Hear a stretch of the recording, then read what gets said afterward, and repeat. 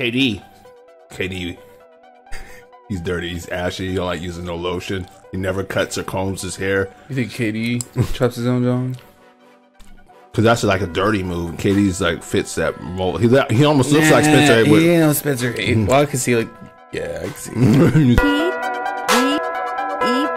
narrative. Don't forget, fool, to like and subscribe.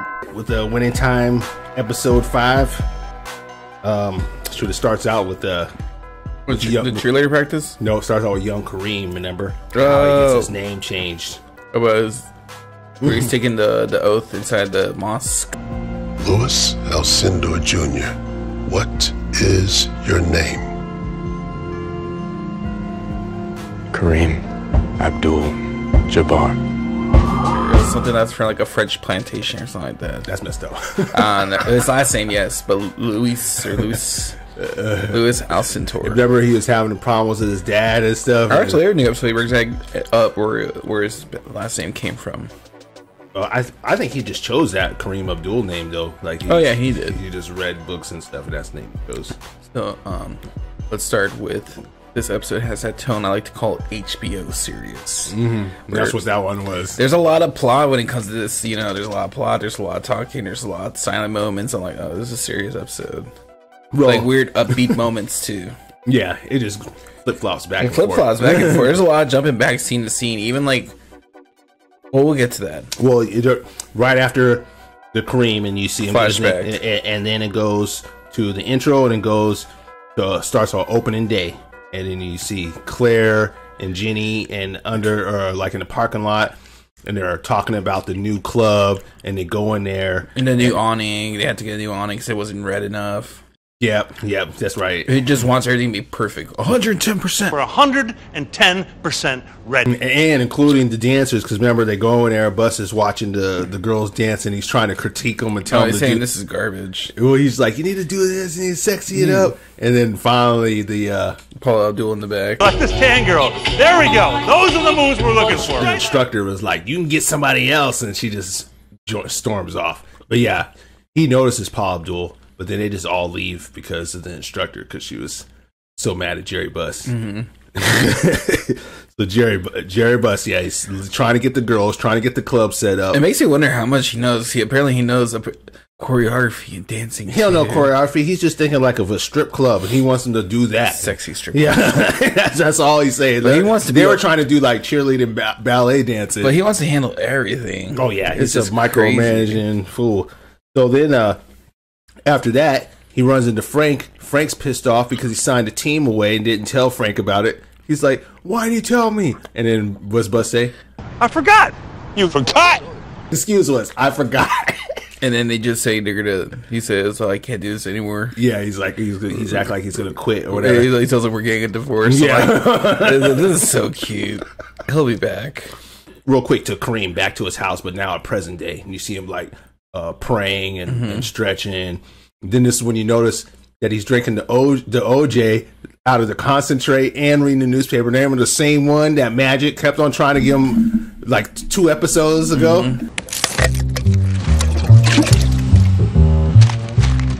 I don't think he was going to accept any of Magic's OJ or newspaper. No, he's being a dick. No matter what he got. Yeah, he's being a dick. And then Kareem's talking about playing at least one more year and all this stuff. And like his girl's like telling him, I don't know, she's telling him some kind of advice. But about fucking like just saying fuck it all. How much longer does he play in real life? His career, does he go into the late 80s? He plays a little longer because they win. I thought they won a few championships together. From there, it goes to Coach McKinney studying the tape. Mainly, he's looking at Kareem's tape. Then he goes out to the court and talks to Magic. I'm talking about a captain of the ship. Right now, I look out, I see 4 guys rowing together and one big anchor left behind. I think that's a bad way to start a fight between people, too. Yeah, because he kind of did. He kind of made Magic come out all like headstrong and big-headed. It pays off later on because, in a way, like Jack McKinney's talking shit about Kareem. I mean, I don't mind that he does because, because Kareem ain't on board. He ain't doing all the practicing. He ain't doing all the running. So this is one of those moments. So like I said, this episode has a lot of shit where I'm questioning: is this real? So like the first part of this episode, when Jerry Buss is talking to what's her name, the girl Who's doing all the setting up for the shows? And Claire. Come on, let's care about stuff. No more kinks. Let's care about it. Let's be perfect. Does Jerry Buzz have a real OCD problem, or is this something you're just making it's like a plot right here, right now? Well, after Coach talks up Magic, you see Paul. What's his name? Westhead. Peter. That was Peter Westhead. Is it Peter? It's Paul. Paul Westhead. Yeah, I think it's Paul. I'm pretty sure it's Paul. Yeah. And well, anyways, Westhead is. Does Jerry West come around the corner too?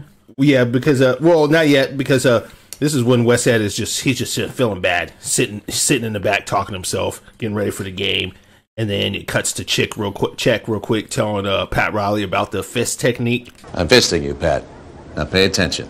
There's a rhythm to it. See, I call, you color, like a paintbrush with your tongue. After a while, it'll be like second nature to you. You won't even have to look. You'll feel it when you're getting fisted. This is one of those ones where like, man, people just assholes like that in the series. Yeah, I feel like there's a lot of ego because he didn't even like think nothing of it. This is normal. This is like normal procedure. I give you the fist, you shut up. Magic comes in the locker room playing his music on his thing, and then that's when Kareem's ignoring him. He's trying to get Kareem's attention, and he's just ignoring him, and nothing's going on. Spencer Haywood shows up, and then that's when Kareem and Spencer Haywood are kind of talking and out and all that stuff. I didn't realize. I guess they would be friends because both of those guys have been in the league for a while since that point. I didn't realize he was the reason like most young players can play right after high school. You may never heard of me, but you've heard of Kobe Bryant and LeBron James straight out of high school to the pros. That would have never happened without me. Hayward shows up. That's when they all start dogging on Cooper because they think he's gonna take Cooper's minutes. Oh yeah, that's a funny. Michael Cooper's always worried. That's what I've realized. He's always worried about minutes. Every time you see him, every time he shows up for anything, it's about him talking about his minutes and him being scared of losing them. Magic talks to Kareem while Kareem's getting stretched out. Then Kareem gives this whole speech about games played and all, and he's like, "Get ready for game one, young boy," or something. Yeah, 853-1. I'm just like, damn, dude, chill out. Like he just totally shut Magic down. Magic was trying to hype him up and everything. But like how he's gonna help him score so many points. Kareem was not hearing none of that. But what's disappointing though is when the games start, it just cuts immediately to halftime. You don't see no gameplay. I thought we cut to like a Kareem Abdul-Jabbar flashback too. What did you say? Ow. What did you say?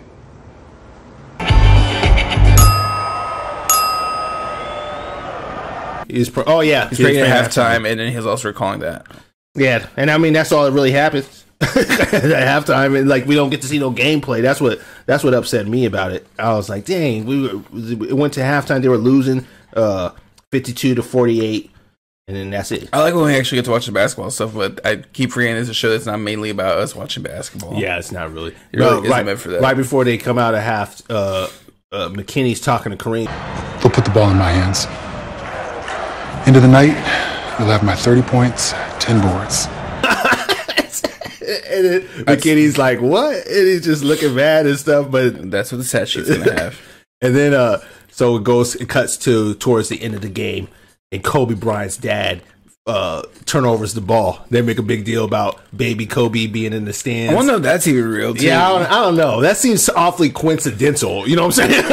I think they really want to throw like a Kobe fucking shout out. Yeah, there's no way he could be here. Yeah, there's no way he could be there unless he was a tiny baby. It's like, well, if he's a baby, how would he be there? Well, his dad was still playing. Who's that? Who did that play for the Lakers or what? Yeah, well, no, his dad was playing against the Lakers. He's in San Diego? Yeah, he's on the Clippers. Oh, fuck. And so I don't know if that really happened or not. They like to switch out players and stuff. That's kind of funny. Yeah, but it was a cool little shout out. And then after that, they turn over the ball. Got 4 seconds left. They're down by 101 to 102. McKinney comes up with a play for two of the other players, and Magic's like, "No cap, coach?" And then McKinney's like, "Nope." And then I was like, "Oh, guess he's trying to get Kareem back, like a little payback or something." But Magic just feeds it to Kareem anyways. Does skyhook and they win the game. Yeah, fucking stupid skyhook. It's unstoppable. They were like triple teaming him too. And when you see him go to the skyhook, it's like, yeah, he's so high up above everybody else. Yeah, he's like 3 feet. Yeah. There's no way. It's like he's on a step stool already up there, dude. It's so stupid how I feel like they fucking like put him on strings to make that scene happen. Yeah, I feel like they must have made. They fucking over-exaggerated. Yeah, there's no way he's down with it. I can see his arm feeling like stretching out over everyone, but like, oh, dude, it looks so stupid. I was like, no, he didn't jump that high. There's no way because he really would be inside. I've never seen anybody jump that high in a basketball He was like game. over the top of the rim, but he's just so far back. Oh, really? Like, he could just fucking stick his fucking stomach on it. No, that's stupid high, Joe. Yeah, well, of course, he tells coach, or coach looks up the stat sheet, and he sees he got 30 and 10, and he's pissed off. And they got Magic Johnson overhyping him and kissing his ass and loving him. Oh, yeah, but Kareem ain't having that Magic either. Johnson's such a nice guy. He's trying. He's like, I'm damn right. You hit 81 more shots like that, I'm going to give you 81 more hugs. More hugs. Yeah, that's right. 81 more hugs like this. Like, Kareem, you can see on Kareem's face, he probably thought at that moment, I'm going to lose some of these games. I don't want 82 or 81. I really don't want to win every single hug. Cuts to Jeannie Buss, and she's talking to Paul Abdul. How hard it was for me to get into that dance company. Bernice thinks I'm 19. On the high school field? How old is she now? I don't know. I feel like that's the part I missed. I just feel like that's a random field they're actually using. Like just to practice in? Yeah. And she's like on some dance squad or something? I don't feel like you just got to be in high school to be in the dance field. Yeah, well, yeah, I guess. I don't know. It just seemed like, it felt like high school to me. And I was thinking, how are they going to hire a high schooler? But yeah, she couldn't have been high school. Well, then, where were we at? Oh, she signs Paul Abdul, first Laker girl. Mm-hmm. Then you see Kareem relaxing back at home, still thinking about his dad. I wonder why he's thinking about his dad so much. There's a lot. Well, because he has a lot since identity, I guess, crisis. Oh, yes, right. Because I guess he's getting older. Yes, right. He's getting older, and he's worried about he's sick of Magic Johnson and stuff. And about how he's so young and happy. Yeah, like how he's so old and bitter. I think that's what it really comes down to. They show Nixon in the locker room with Cooper with Spencer Haywood, and they do that bet. Oh, where they check of yeah, that's so random. Is that a real thing? That can't be real, man. Those two. How do you wanted to repeat it? Because this just sounds ridiculous. I'll say it. Okay. They want to see if Spencer Haywood actually freaking did his own circumcision with a rock and a freaking knife and fucking bat down Missouri. I did the deed.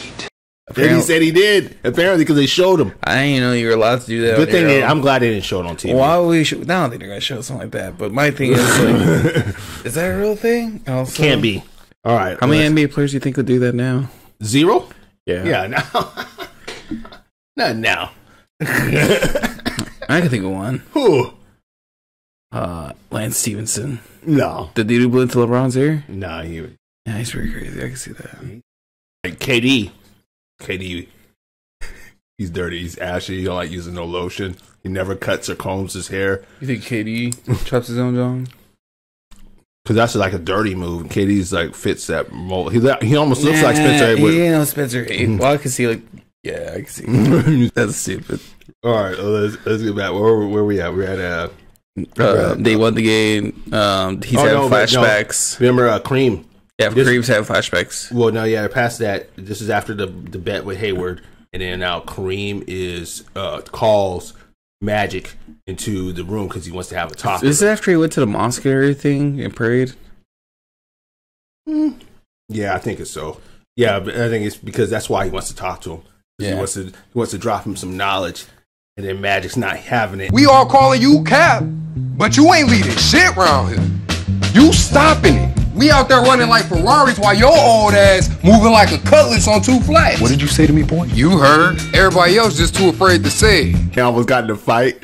It was funny too because right before they fight, or right when they started fights, you hear somebody like, "Get him! Get him! Get him!" Get in there! I'm just like, oh, this is a classic fight.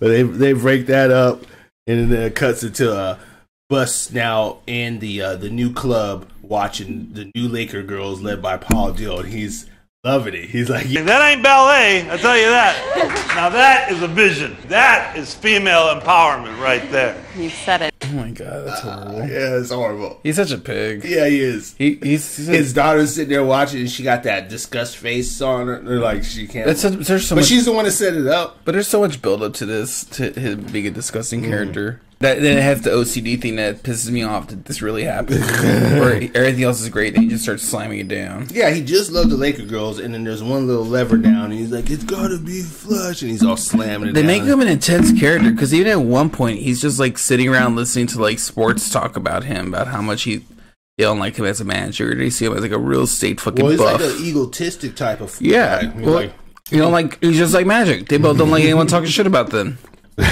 well, it cuts back to the lockers again, and then now same fight. The fight's over. This is a home opener, and Kareem now is on board.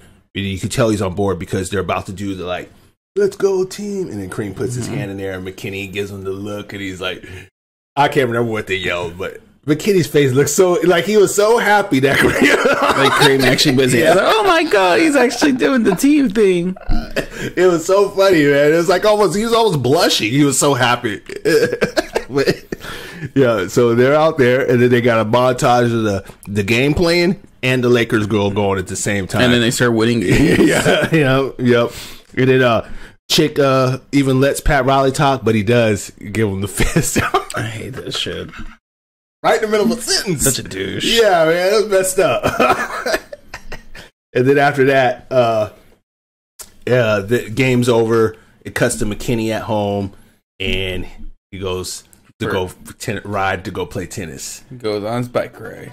And what happened? His bike breaks.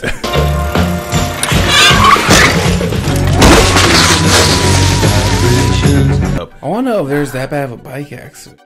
I heard he got hurt pretty bad in real life. Because like there's a couple of things that are like how Pat Riley becomes a coach that are real. Like how it happens coincidentally. Like I'll tell you within the break of the next episode. But I'm like, it's just like a lot of the things that move the plot that do happen in real life. It's like these are too coincidental to make a TV show out of. Yeah, like him just falling off of a bike. Now we got because the random brakes broke. Like how those brakes just fall off. This is his bike. He always riding his bike. God's plan.